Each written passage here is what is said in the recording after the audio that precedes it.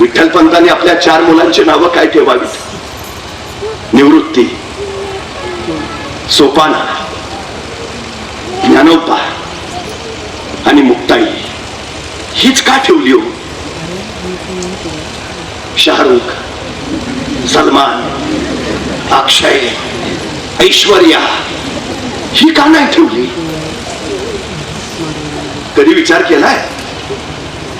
जीवनाचं तत्वज्ञान सांगितलं आपल्या 4ही मुलांच्या नावातून.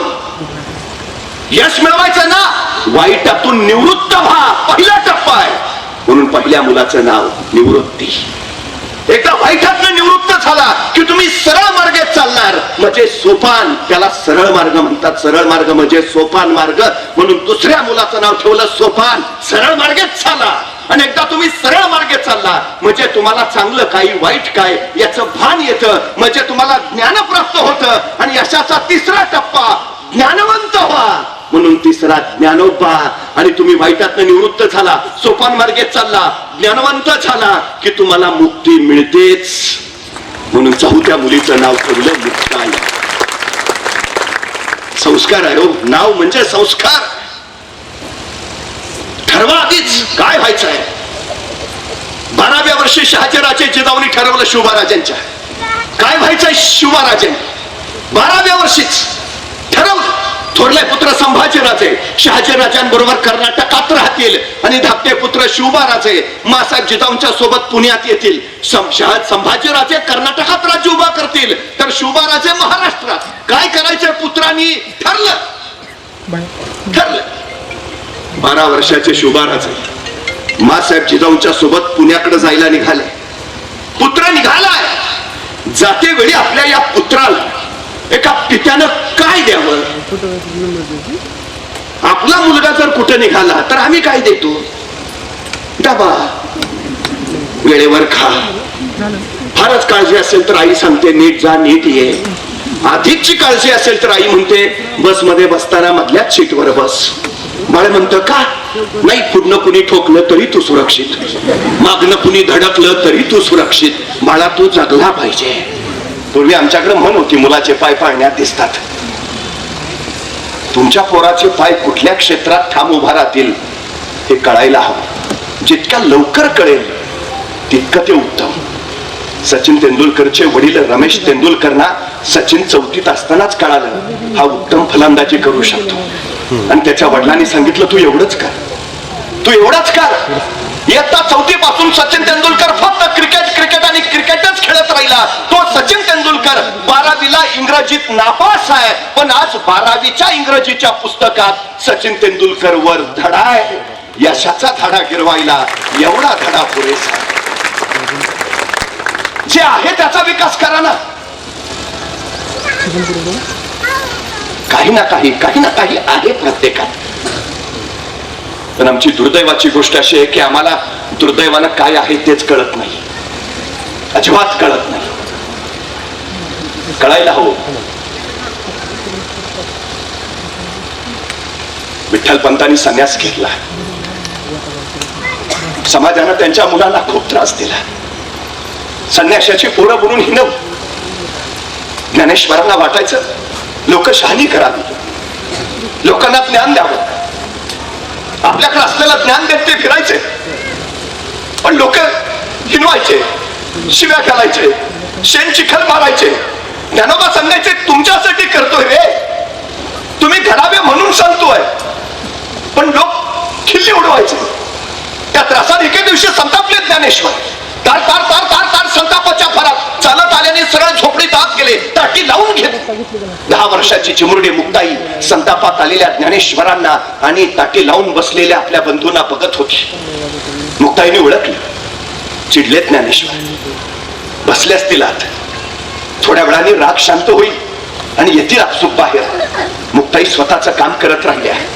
पण 15 मिनिटं झाली, 20 मिनिटं झाली, अर्धा तास उलटला. ज्ञानोबा बाहेर यायचं लक्षण दिसेना. मग चिमुरडी मुक्ताई उठली. त्या झोपडीच्या ताटी समोर गेली. ताटीवर थपा मारत ज्ञानोबांना हाका मारू लागली. ए ज्ञानू दादा, ए ज्ञानू दादा, येणारे बाहेर. किती वेळ बसशील आता, बस झालं ना, ये लवकर, ये रे.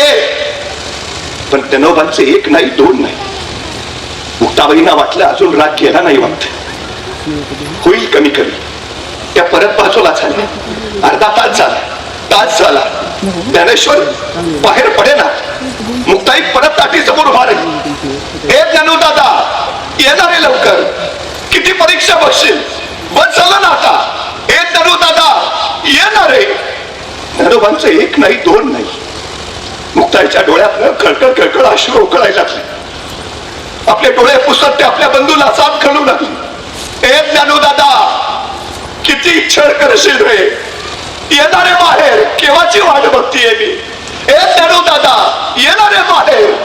पण ज्ञानोबांचं एक नाही दोन नाही. मग मात्र त्या चिमुरड्या मुक्ताईला कळालं ज्ञानू दादा बाहेर येणार नाही. मग तिने स्वतःचे अश्रू पुसले, करारी झाली आणि त्या ताटी समोर उभा राहिली आणि आपल्या ज्ञानाच्या ईश्वराला सुनावू लागली. विश्वे रागे झाला वनी, संती सुखे व्हावे पाणी, तुम्ही तरुण विश्व तारा, ताटी उघडा ज्ञानेश्वरा. मला प्रश्न पडतो, 10 वर्षाची चिमुरडी मुक्ताई आहे आणि साक्षात ज्ञानाच्या ईश्वराला सुनावतीये. विश्वे रागे झाला वनी, संती सुखे व्हावे पाणी, तुम्ही तरुण विश्व तारा, ताटी उघडा ज्ञानेश्वरा. मुक्ताई कुठल्या शाळेत गेल्या होत्या? मुक्ताईंचं विद्यापीठ कुठलं? मग ज्ञानाच्या ईश्वराला सोनवणे इतकं ज्ञान या चिमुरडीकडे आलं कुठून? ते आलं पिढ्यानपिढ्यांच्या संचितातून. ते आलं आपल्या आई वडिलांकडून. कुठल्याही शाळेत न जाता जीवनाचं तत्वज्ञान मुलांमध्ये उतरतच असतं. 10 वर्षाची मुक्ताई ज्ञानोबांना सांगतेय, बस झाला आता. विश्वाचा राग मनात घेऊन उन्हासारखं काय झालात. संती सुखे व्हावे पाणी, संतांनी कसं आपली पाण्यासारखं निखळ निर्मळ असावं. तुम्ही तरुण विश्व तारा, आधी स्वतःचा राग आवरा आणि मग दुनिया आवरायला बाहेर पडा. बस झालं, ताटी उघडा ज्ञानेश्वरा. कुठून येतो हे सगळं? आमची मुलं सुद्धा त्याच क्षमतेची आहेत. पण एक गोष्ट आम्ही लक्षात घ्यायला हवी, ज्ञानोबा कुणाच्याही घरी जन्म घेत नाहीत. त्याला विठ्ठल पंत रुक्मिणी व्हावं लागतं. जगद्गुरु तुकोबा कुणाच्याही अंगात खेळत नाहीत. त्याला बोल्लोबा कनकाई असावं लागतं. छत्रपती शिवाजी महाराज कुणाच्याही पोटी जन्माला येत नाहीत. त्याला शहाजीराजे जिजाऊ व्हावं लागतं. आपले आई बाप कोण असतील हे आपल्या हातात नसतं, पण आपण कुणाचं आई बाप व्हावं हे आपल्याच हातात असतं. मग आपल्याला वाटत नाही का हो आपण ज्ञानोबांचे आई बाप व्हावं? आपल्याला वाटत नाही आपण तुकोबांचे आई बाप व्हावं? आपल्याला वाटत नाही आपल्या पोटी पराक्रमी शिवा जन्माला यावेत? घडवता येतं सगळं, हवं तसं घडवता येतं. पण आज दुर्दैव असं आहे, ज्या काळात माझ्या महाराष्ट्रातली पोरं शिकली नव्हती त्या काळात माझ्या महाराष्ट्रात एकही वृद्धाश्रम नव्हता. पण माझ्या महाराष्ट्रातली पोरं शिकली आणि तालुक्याला वृद्धाश्रमांची निर्मिती झाली आहे. जा एखाद्या वृद्धाश्रमात अनेक म्हातारी जोडपी खितपत पडलेली दिसतील. सहज एखाद्या म्हाताऱ्याला प्रश्न विचारा, तुमची पोरं काय करतात? वृद्धाश्रमातला मुलगा सांगेल, वृद्धाश्रमातला वृद्ध सांगेल, माझा मुलगा डॉक्टर आहे, माझा मुलगा इंजिनियर आहे, माझा मुलगा वकील आहे, माझा मुलगा प्राध्यापक आहे. पण त्या वृद्धाश्रमातला एकही म्हातारा असा नाही म्हणणार की माझा पोरगा अडाणी शेतकरी आहे. कारण अडाण्या शेतकऱ्याचे आई बाप कधीच वृद्धाश्रमात जात नाहीत. ही सगळ्यात मोठी वस्तुस्थिती आहे. जातात कुणाचे? शिकल्या सवरलेल्यांचे. मग हे शिक्षण देतो आम्ही, जी पोरं स्वतःच्या आई बापाला सांभाळू शकत नाहीत, ती पोरं समाज काय सांभाळणार? ती राष्ट्र काय सांभाळणार?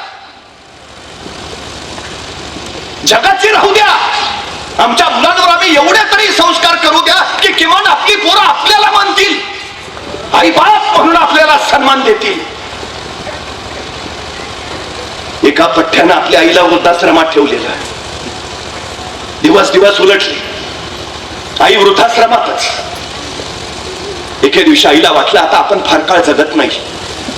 तिने आपल्या मुलाला निरोप पाठवला, माझा अंतकाळ जवळ आलाय बाळा, शेवटचं तुला एकदा डोळे भरून बघायचं आहे, एकदा येऊन जा रे.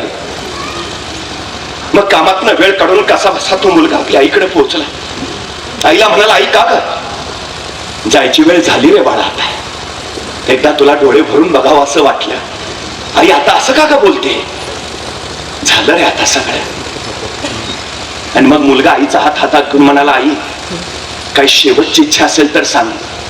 आणि आई म्हटली, तशी शेवटची इच्छा असं काही नाही रे, हा पण एक इच्छा आहे, बोल. नाही, या वृद्धाश्रमांच्या खिडक्यांना तेवढ्या जाळ्या लावून घे. का गाई? खूप मच्छर येतात रे, रात्रभर त्रास देतात. तसा मुलगा म्हटला, मग आई हे आधी नाही का सांगायचं? आता तुझी जायची वेळ झाली आणि आता खिडक्यांना जाळ्या लावून उपयोग काय? आई म्हटली, माझ्यासाठी नाही रे, तुझा मुलगा ज्यावेळी तुला या वृद्धाश्रमात ठेवेल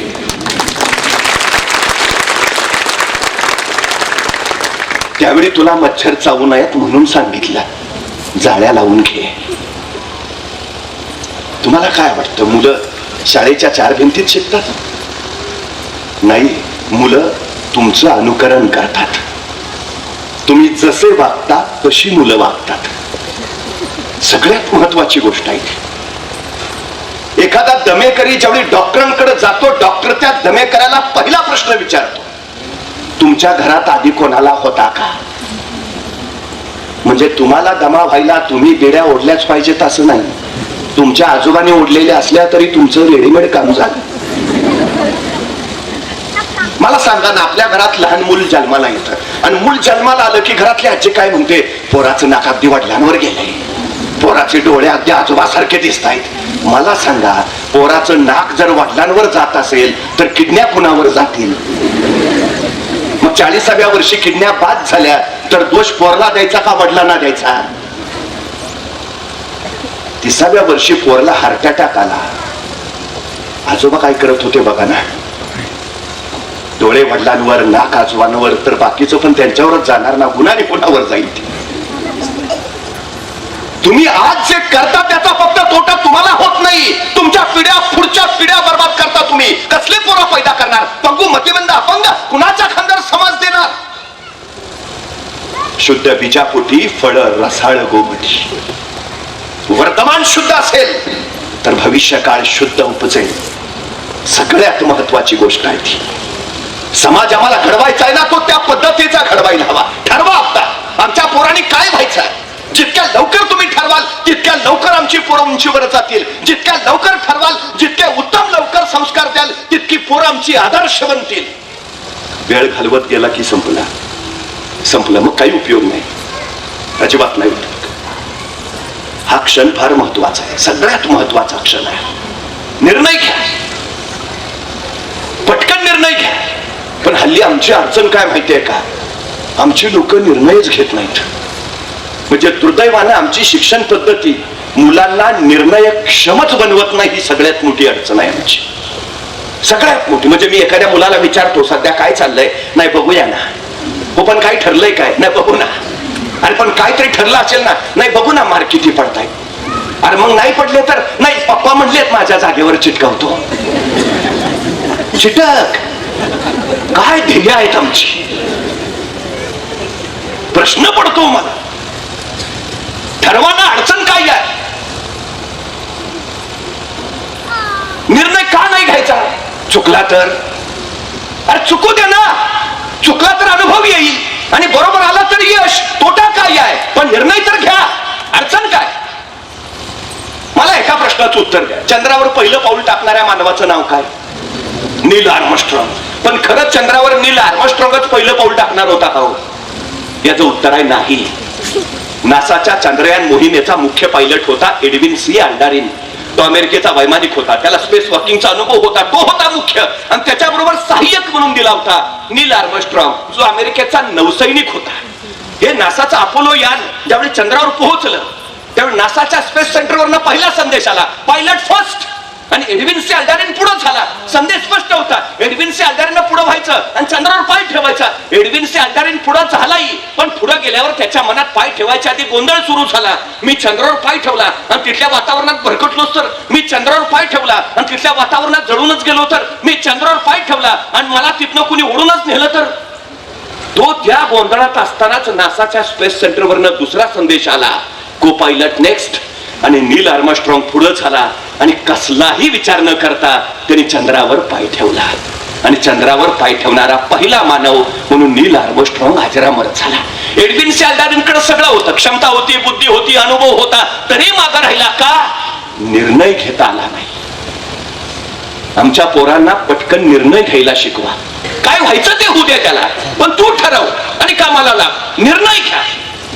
यशस्वी कोण होतं? जे योग्य निर्णय घेतात ते नव्हे, तर घेतलेला निर्णय योग्यच होता हे जे सिद्ध करतात ते. आमच्या मुलांना त्या जाणीवेत घडवा, मग आमची पोरं घडतील. पण सगळ्यात गोष्टी सांगू, यश आणि आपण यांच्यामध्ये फक्त भीती उभा असते. एकदा भीतीची भिंत ढासळली की मग यश सामोरं येते. आता ही भीती जन्माला येते कुठून? ती बाहेरून येत नाही, ती आतून येते. ती संस्कारातून निर्माण होते आणि ह्याचा उगम घरातच असतो. मी परत सांगतो, मग तुम्ही घरातलं चित्र जर कधी बघितलं तर घरात आई असते, स्वयंपाक करत असते, लहान मुलं रांगत असतं. अचानक आईची नजर चुकून ते हळूच अंधाराच्या दिशेने झेपावतं. स्वयंपाक करता करता आईचं लक्ष जातं आणि म्हणते, ए नको जाऊ, अंधारात भाऊ असतो, नाही जायचं. ते पोरगं तिथूनच आईकडे बघतो, नाही हा, अंधारात भाऊ असतो. तिथं बघतो, आई परत स्वयंपाकाला लागते. आईचा स्वयंपाक चालू असताना हे पोर परत नजर चुकवतं आणि परत अंधाराकडे झेपावतं. म्हणजे कुतूहल त्याच्यात जन्मजात आहेच. उजेडात काय आहे त्याला कळतंय, अंधारात काय आहे ते त्याला बघायचं आहे. ते झेपावतं अंधाराकडं. आईचं परत लक्ष जातं. आई म्हणते, सांगितलं नाही जायचं, अंधारात भाऊ असतो, नाही जायचं. ते परत बघतं. आई परत स्वयंपाकाला लागते. आईचं लक्ष नाही बघून ते परत अंधाराकडे झेपावतं. धाडस त्याच्यात जन्मजात असतच. आईचं लक्ष जातं. मग मात्र आई संतापते, उठते, त्या पोरला उचलते आणि लांब नेऊन ठेवते आणि सांगते, सांगितलं नाही जायचं, अंधारात भाऊ असतो. त्या मुलाच्या अर्धजागृत मनावर कायमचा संस्कार होतो, अंधारात भाऊ असतो. पट्ट्या पुढं 2 पोरांचा बाप झाला तरी अंधारात जात नाही. मला सांगा, या दोष गुणाचा आहे. पण तुम्ही एवढ्या संख्येनं येत आहे, कधी कुणी भाऊ बघितलाय का? मग नसलेला भाऊ कशाला पोरांच्या डोक्यात घालता? कशासाठी? मुलं जन्मतात भित्री नसतात. मुलं जन्मतात कचखाऊ कधीच नसतात. धाडस जन्मजात आहे, कुतूहल जन्मजात आहे. आम्ही मारून टाकतो ते. हे नसलेले भाऊ उभा करतो त्याच्या डोळ्यासमोर. ते हल्ली तर डॉक्टर असा प्रकार झालाय, जो कधी शाळेतच गेला नाही तो सांगतो इंग्रजी अवघड आहे. तो कशाला इंग्रजीचा भाऊ त्याच्या डोक्यात घालतो? ज्यानं 5वीत शाळा सोडली ते सांगणार गणित कठीण. गप ना बाबा. या जगात सोपं आणि कठीण असं काही नसतं. जी गोष्ट तुम्ही सतत करता ती तुम्हाला सोपी वाटते. जी गोष्ट तुम्ही कधीतरी करता ती गोष्ट तुम्हाला अवघड वाटते. गोष्ट सोपी अवघड नसते. तुम्ही सतत केली तर सोपी होते, नाही केली तर अवघड होते. अनुकूल वेळ, प्रतिकूल वेळ असं कधी काही नसतं. ज्या वेळेत तुमचं काम होतं तुम्ही म्हणता वेळ अनुकूल, आणि ज्या वेळेत तुमचं काम होत नाही तुम्ही म्हणता प्रतिकूल. वेळ स्वतः कधीच ठरवत नाही मी अनुकूल आहे का प्रतिकूल आहे. वेळ वेळच असते. मग नकारात्मक विचार कशाला करायचा? सकारात्मक करा, कामाला लागा ना. कशासाठी हे पाऊल डोक्यात उभा करायचे? मला सांगा, छत्रपती शिवाजी महाराजांकडे काय होतं? सैन्य होतं, संपत्ती होती, सामर्थ्य होतं. महाराजांनी केलं तर ना शून्यातनं राज्य उभा. का महाराज म्हणले होते त्यावेळी? नाही. दिलं कुणी सैन्य तर लढेल म्हणतो, आणल्या कुणी तोफा तर उडू. नाही ना, जे आहे त्याचा वापर केला आणि शून्यातनं स्वराज्य उभा केलं. म्हणजे महाराज शून्यातून राज्य उभा करतात आणि आम्ही मात्र सगळं रेडीमेड तयार असताना आमच्या हातनं काही होत नाही. नाहीतर एखाद्याला ढाल द्यावी, तलवार द्यावी, एवढंच काही त्याला घोड्यावर नेऊन बसवावा, त्याच्या पुढे जाऊन त्याला रणांगणात नेऊन सोडावा आणि मग म्हणावं लेका आता तरी लढ. तरी पट्ट्या निवांतच. आणि लढकी तुमचं लढू कसा? एका हातात ढाल आहे, दुसऱ्या हातात तलवार आहे, दोन्ही हात एंगेज आहेत, लढणार कसं? अरे मग निदान पळून तरी जा. पळू तरी कसा? घोड्यावर बसली दिसत नाही. जो बाजूनी अडचण. मुंगी बघितली? मुंगी मुंगी केवढीशी, तिचं डोकं केवढंच, डोक्यातला मेंदू केवढासा. तरी पण त्या मुंगीला बरोबर कळतं कुठल्या गावातल्या, कितव्या आळीतल्या, कितव्या घरातल्या, कितव्या खोलीतल्या, कितव्या कपाटावरच्या, कितव्या फळीवर किती नंबरचा साखरेचा डबा आहे. सांगावं लागतं का? रस्ता दाखवावा लागतो का? लिहिता किचन मध्ये मुंग्यांसाठी साखर डावीकडे मग उजवीकडे? नाही ना. एवढीशी मुंगी जर आपल्या ध्येयापर्यंत पोचते तर आपल्याला अडचण काय आहे? काय अडचण काय आहे? सांगा ना आमच्या पोरांना, करूच शकतोस तू, सुरुवात तर कर. उगा कारण सांगायची आमची परिस्थिती नव्हती हो, तू गप. मला भयान राग येतो असल्या माणसाचा. आमची परिस्थिती नव्हती हो. परिस्थिती माणसाला घडवती नाही आणि परिस्थिती माणसाला बिघडवती नाही. माणूसच परिस्थिती घडवतो आणि माणूसच परिस्थिती बिघडवतो. संपला विषय. नाहीतर आमचे प्राध्यापक महेश निकत काय होती का परिस्थिती? मग काय रडत बसले? नाही ना. हे ऐश्वर्य उभा राहिलं ना आता उद्याच्या पिढ्यांना घडवणार. सुरुवात केली म्हणून इथवर आले. सुरुवातच केली नाही तर करा ना सुरुवात. अडचण काय? सगळ्यात महत्वाची गोष्ट आहे सुरुवात करा. 1646 साली महाराजांनी तोरणा घेतला आणि तोच महाराजांची समोरच्या राजगडावर नजर पडली. राजगड बेवसाऊ होता. म्हणजे घेतला तर बांधला पाहिजे, बांधायचा तर फंड्स पाहिजेत. होते कुठे महाराजांकडे? मग महाराज असं म्हटले का नाही, घेतला राजगड तर बांधला पाहिजे, बांधायचा तर पैसे पाहिजे. आहेत कुठं आपल्याकडं? मग कशाला घ्या, बघू फंड आल्यावर. थांबले का वाढ बघत? नाही, महाराज म्हणले घेऊन तर टाकू. पुढचं पुढं घेतला राजगड आणि त्याच वेळी तोरण्याचं बांधकाम चालू असताना महाराजांना तोरण्यावर सोन्याच्या मोहरांनी भरलेले 7 हंडे सापडले आणि त्या संपत्तीतनं महाराजांनी राजगड बांधून पूर्ण केला. महाराज सांगताय तुम्ही सुरुवात करा. जगदंबा आशीर्वाद घेऊन तुमच्या पाठीशी उभा राहते. सुरुवात तर करा. सायंकाळच्या वेळेला मी रस्त्याने निघालो होतो. एका डोंगराच्या पायथ्याला एक सद्ग्रस्त उभा होता. मी त्याला विचारलं का थांबलाय? नाही, डोंगरावर जायचं आहे. म्हटलं जा ना. मग नाही, अंधार आहे ना. मग मी माझ्या हातातला कंदील त्याला दिला. म्हटलं जा आता. मी घरी निघून आलो. दुसऱ्या दिवशी पहाटे 5 वाजता मी तिथूनच चाललो होतो. त्या डोंगराच्या पायथ्याखाली तो सद्ग्रस्त मला परत दिसला. मी म्हटलं अरे वा, जाऊन आला वाटतं. तो म्हटला नाही, गेलोच नाही. म्हटलं का? अंधार आहे ना. अरे म्हटलं तुला रात्री कंदील दिला होता ना. हो दिला होता ना, पण त्याचा उजेड फक्त माझ्या पायापुरताच पडतोय. मला किती लांब जायचं आहे? अरे भल्या माणसा, तू चालायला सुरुवात तर कर. उजेड आपोआप तुझ्या पावला बरोबर येत जाईल.